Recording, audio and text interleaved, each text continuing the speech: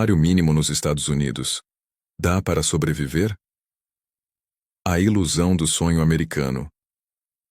Imagine trabalhar 40 horas por semana, todos os meses, e ainda assim não conseguir pagar um apartamento simples. Imagine escolher entre comer ou pagar a conta de luz. Imagine trabalhar em um dos países mais ricos do mundo e viver na pobreza. Esta não é ficção. Esta é a realidade de milhões de americanos que ganham o salário mínimo federal, $7,25 por hora. Esse valor está congelado desde 2009. 15 anos sem aumento. Enquanto isso, o custo de vida disparou. A inflação corroeu o poder de compra. O aluguel triplicou em muitas cidades. Mas o salário mínimo permanece exatamente o mesmo. Vamos fazer as contas. Trabalhando 40 horas semanais, 52 semanas por ano, uma pessoa que ganha salário mínimo federal fatura aproximadamente 15.080 brutos anuais. Depois dos impostos, sobram cerca de $13.500. Isso dá $1.125 por mês para viver.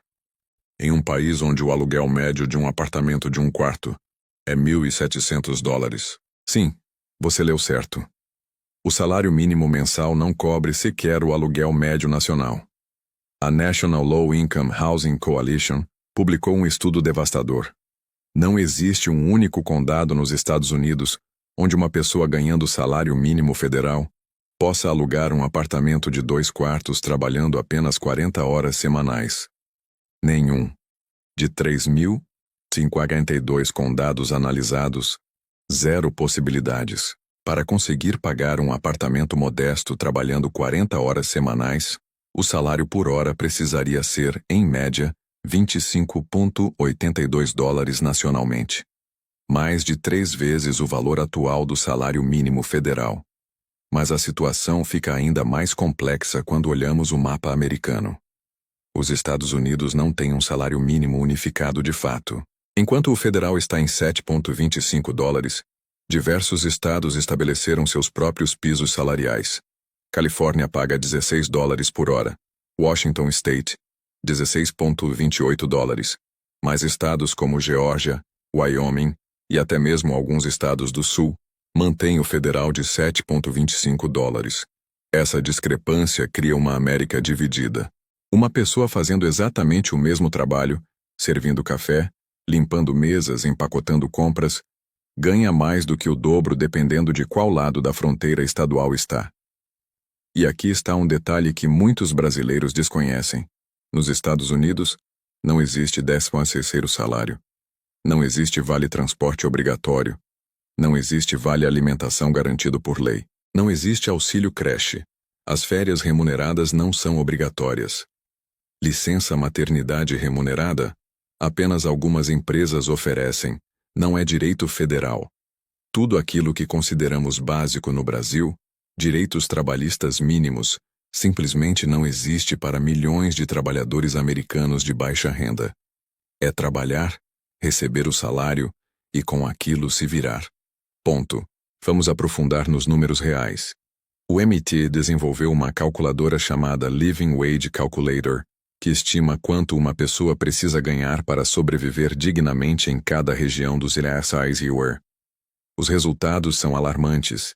Em Miami, Flórida, um adulto solteiro sem filhos precisa ganhar $20,16 por hora para cobrir necessidades básicas. Em São Francisco, $28,0 por hora. Em Nova York, $25,65. Até mesmo em áreas rurais do Mississippi, considerado um dos estados mais baratos, são necessários $13,50 por hora.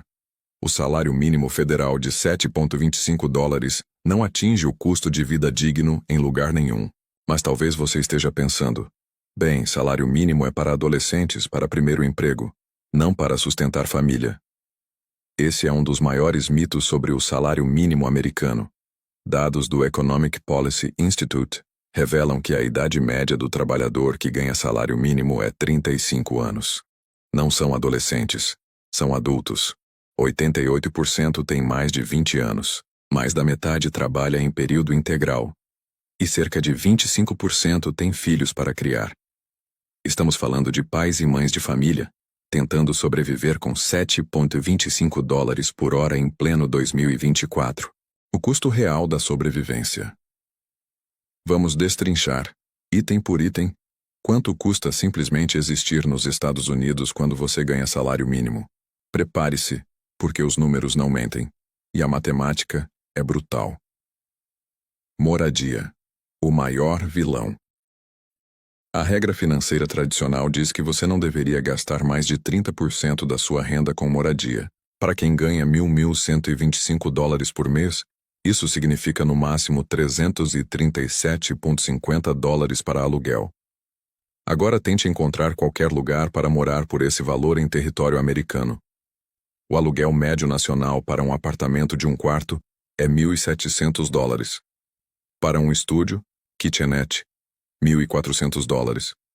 Mesmo em cidades menores, você dificilmente encontra algo abaixo de 800 a 900 dólares. Em cidades grandes, a situação beira o absurdo. Em São Francisco, um estúdio custa em média 3.000 dólares. Em Nova York, 2.800 dólares.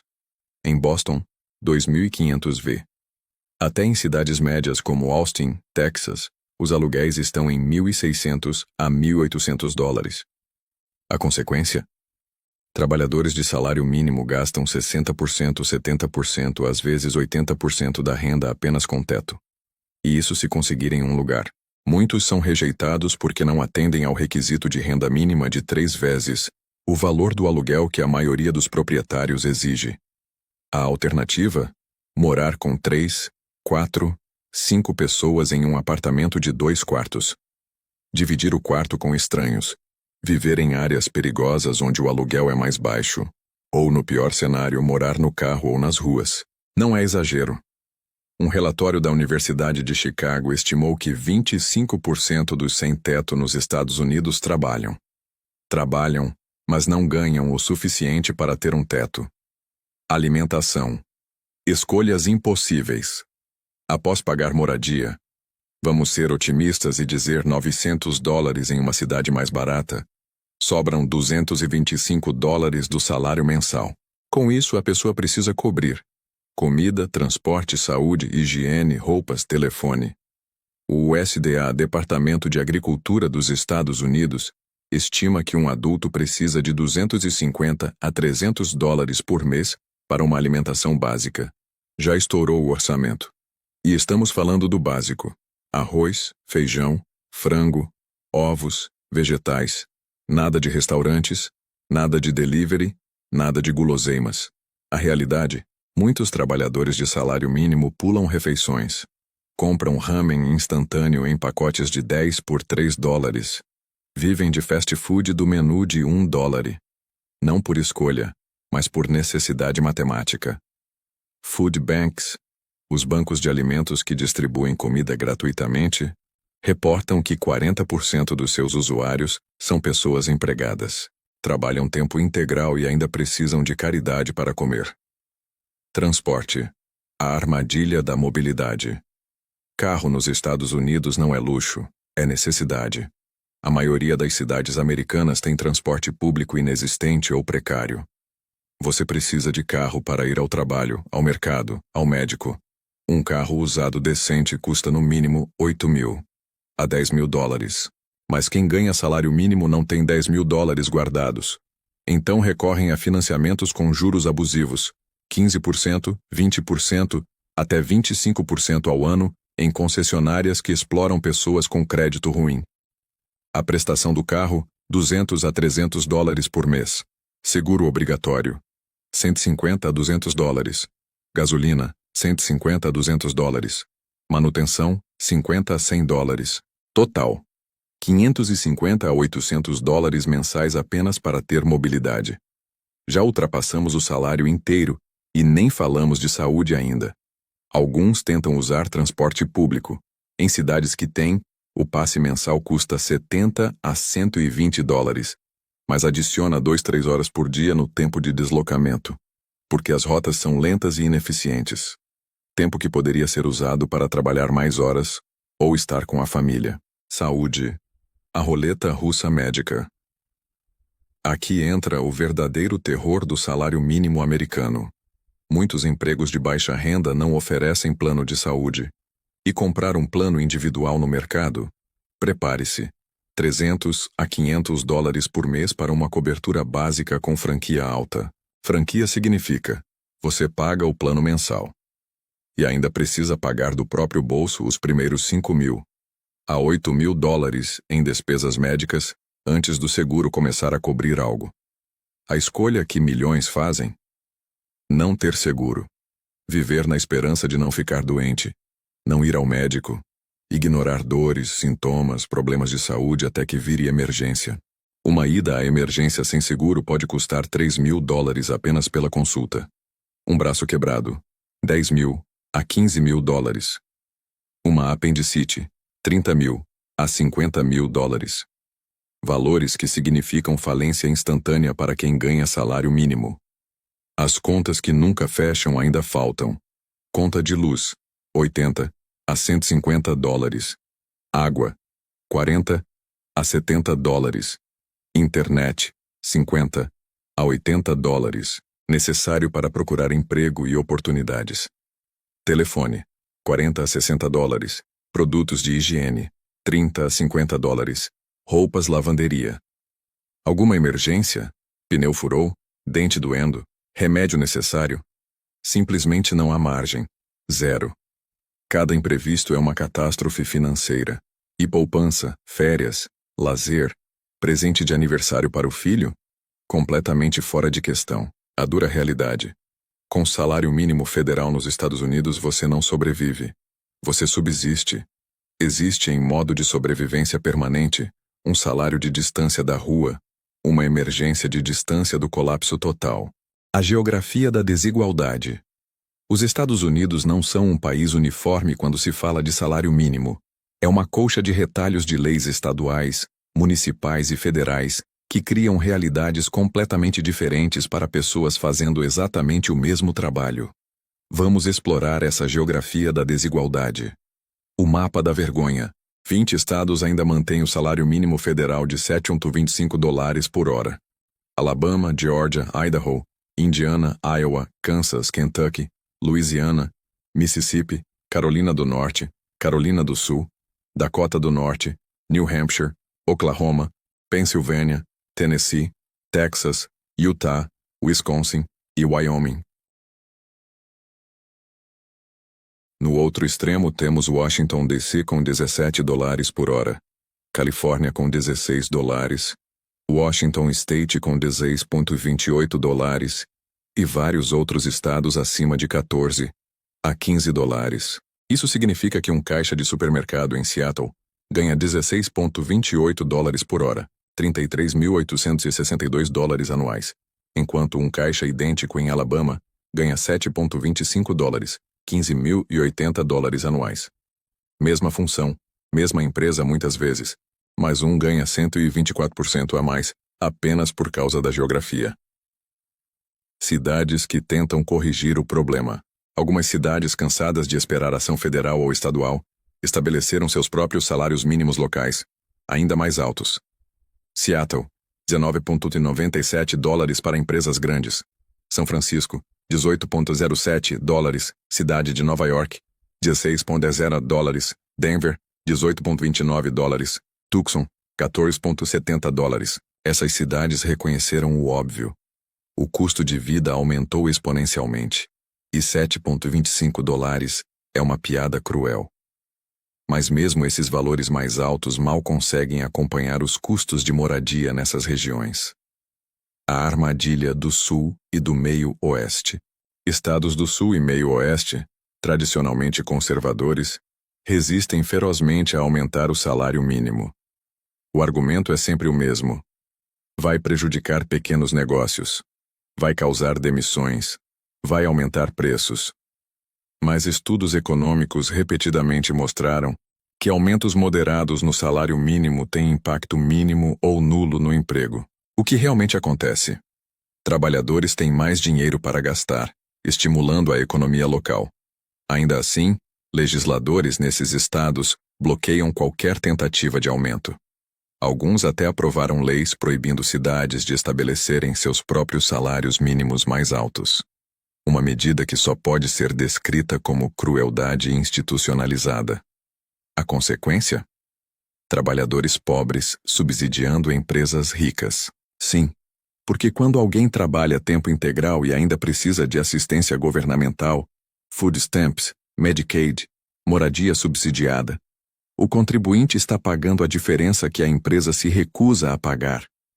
Um estudo estimou que o Walmart sozinho custa aos contribuintes americanos cerca de 6,2 bilhões de dólares anuais em assistência pública para seus funcionários. A empresa lucra bilhões. A família Walton é uma das mais ricas do mundo, mas pagam salários tão baixos que seus próprios trabalhadores precisam de ajuda do governo para sobreviver. Quem são os trabalhadores de salário mínimo? Vamos destruir alguns estereótipos com dados concretos. Idade: 45% tem 25 anos ou mais. 24% tem 35 anos ou mais. Apenas 12% são adolescentes, 16 a 19 anos. Gênero: 54% são mulheres. Muitas são mães solteiras, única fonte de renda da família raça. Desproporcionalmente afeta comunidades negras e latinas. 26% são afro-americanos, que representam 13% da população. 23% são hispânicos, latinos. Educação: 43% têm alguma educação universitária ou diploma. Não são pessoas sem qualificação. São pessoas em um mercado de trabalho brutal. Setores de trabalho: restaurantes e food service, 47%. Varejo, 23%. Serviços pessoais e de cuidado, 12% hotelaria e lazer. 10% são as pessoas que servem seu café, embalam suas compras, limpam hotéis, cuidam de idosos, trabalham em call centers. Trabalhos essenciais, especialmente durante a pandemia, mas pagos como se fossem descartáveis. A pandemia expôs a hipocrisia. Durante a Covid-19, esses trabalhadores foram chamados de essenciais. Trabalhadores de supermercado, entregadores, funcionários de limpeza, eram os heróis que mantinham a sociedade funcionando enquanto todos ficavam em casa. Aplausos nas redes sociais, chamados de heróis, promessas de valorização. E então, a maioria voltou a ganhar salário mínimo ou próximo disso, sem bônus permanente, sem aumento real, sem reconhecimento financeiro pela coragem de se expor ao vírus. Algumas empresas deram aumentos temporários de 2 a 3 dólares por hora durante o auge da pandemia, só para removê-los assim que a situação melhorou. A mensagem foi clara: vocês são essenciais quando precisamos, mas não o suficiente para pagar decentemente. A matemática do desespero. Vamos fazer um exercício realista. Uma mãe solteira com um filho, vivendo em um estado de salário mínimo federal, trabalhando 40 horas semanais. Renda mensal bruta: $1.257. Após impostos: $1.125. Aluguel: apartamento 1 quarto, área barata: $850. Alimentação: 2 pessoas básico: $300. Transporte: carro velho, gasolina: $250. Telefone: pré-pago básico: $40. Total: $1.560. Déficit mensal: menos $435. Ela precisa trabalhar horas extras ou um segundo emprego apenas para existir. Não sobra nada para a creche, então talvez deixe o filho com vizinhos. Não sobra para a saúde, então reza para não ficar doente. Não sobra para emergências, então quando o carro quebra, pode perder o emprego por não conseguir chegar lá. Esta não é teoria. São milhões vivendo exatamente assim. Por que não mudam de emprego? Por que não procuram um emprego melhor? A pergunta que revela privilégio e desconhecimento. A realidade: empregos que pagam mais exigem qualificações, experiência, educação. Educação custa dinheiro que não tem. Mudar de emprego arrisca perder o pouco que tem. Em áreas rurais ou cidades pequenas, simplesmente não há outras opções. Creche custa $800 a $1.500 por filho. Impossível sem o emprego atual. Alguns têm questões legais, antecedentes criminais, que limitam oportunidades. Estão presos em um ciclo vicioso onde trabalhar não paga o suficiente para sobreviver, mas parar de trabalhar é pior ainda. As consequências e o futuro.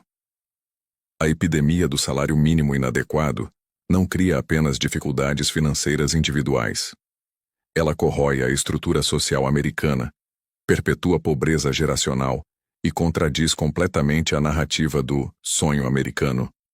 Vamos examinar as consequências mais amplas e o que o futuro pode reservar.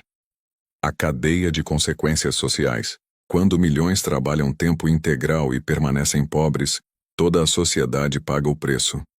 Saúde pública deteriorada. Trabalhadores de baixa renda adiam cuidados médicos, transformando problemas tratáveis em emergências caras. Diabetes não tratada vira amputação. Dor de dente vira infecção sistêmica.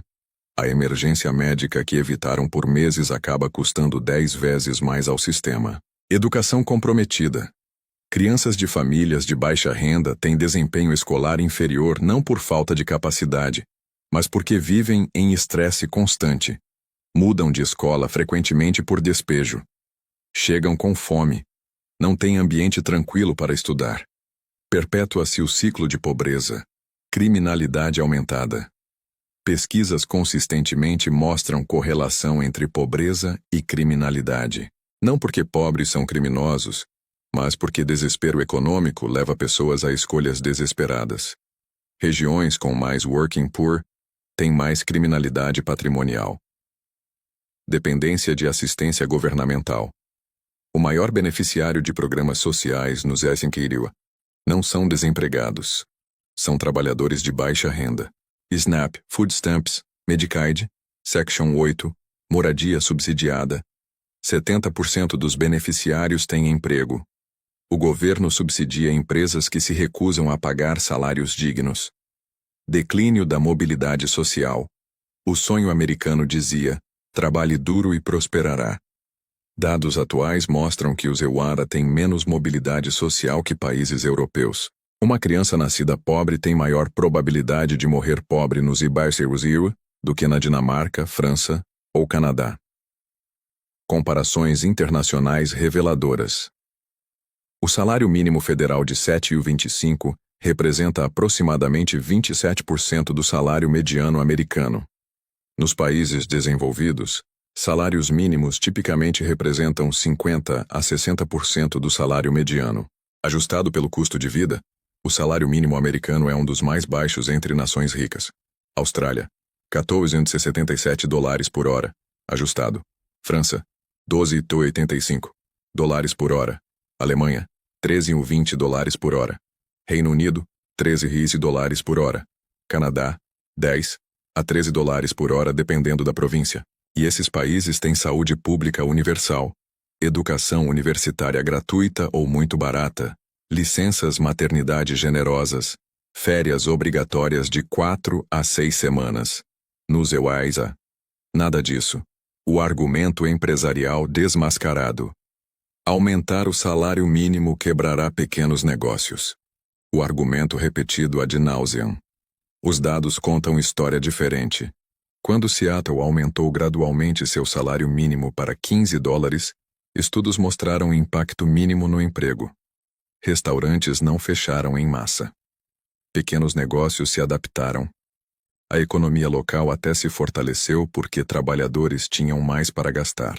Quando o Reino Unido introduziu o National Living Wage, aumentando significativamente o salário mínimo, economistas previram catástrofe. Não aconteceu. O desemprego permaneceu estável. A realidade: empresas que dependem de pagar $7,25 para ser viáveis talvez não devessem existir. Se seu modelo de negócio requer manter trabalhadores na pobreza, seu modelo está quebrado. Grandes corporações certamente podem pagar mais.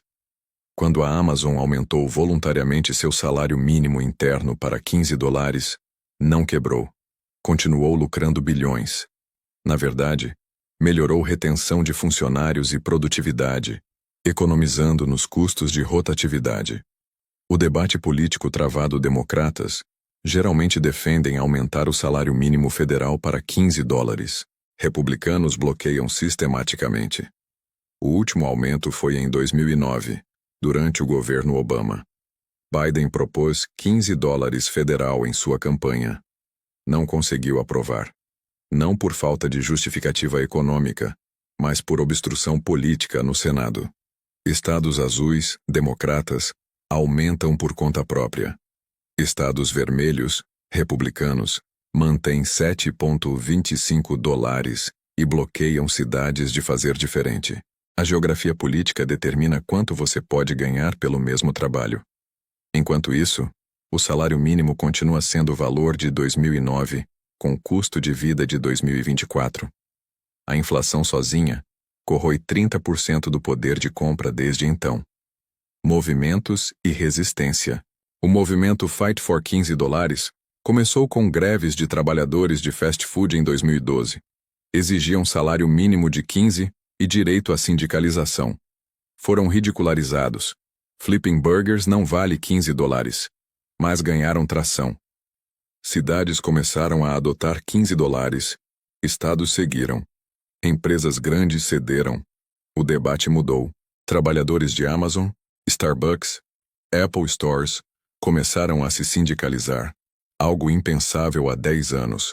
A pandemia radicalizou trabalhadores que se arriscaram enquanto CEOs, diretores executivos, trabalhavam remotamente de mansões.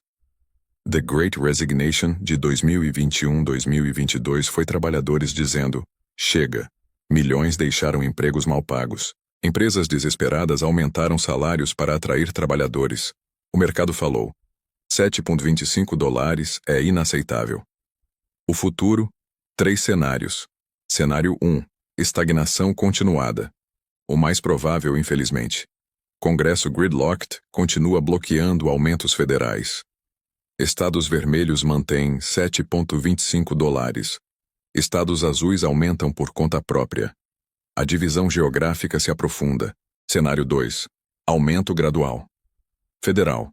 Uma administração democrata com controle do Congresso aprova aumento gradual para $12 a $15 até 2028. Não resolve completamente, mas melhora significativamente para milhões. Cenário 3. Reforma estrutural. O menos provável, mas mais necessário. Salário mínimo atrelado à inflação. Ajuste automático anual. Variação regional baseada em custo de vida. Fortalecimento de direitos trabalhistas. Sindicalização facilitada. Lições para o Brasil brasileiros.